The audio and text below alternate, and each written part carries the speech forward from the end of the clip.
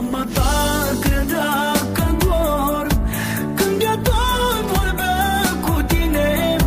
Tu tăceai când ea vorbea, vorbea urât despre mine.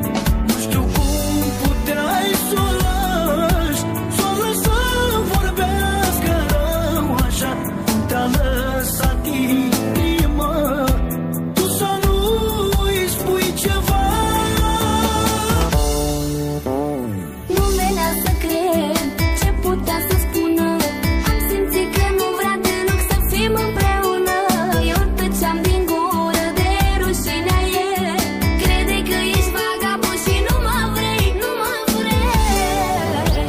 Dar știu că tu mă vrei, cum te vreau și eu pe tine. Știi că eu te plac și ție-ți place de mine. Și orice ar fi, eu nu fac ce spune ea, ce spune ea, ce spune mama mea.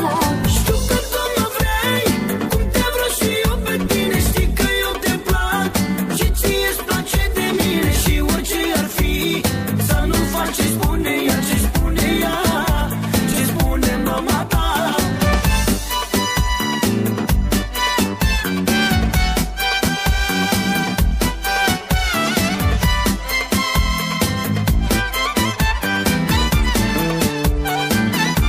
Dedicăm cea mai frumoasă melodie din partea mea, copilul de aur, și a colegei mele, Margherita din Clejani.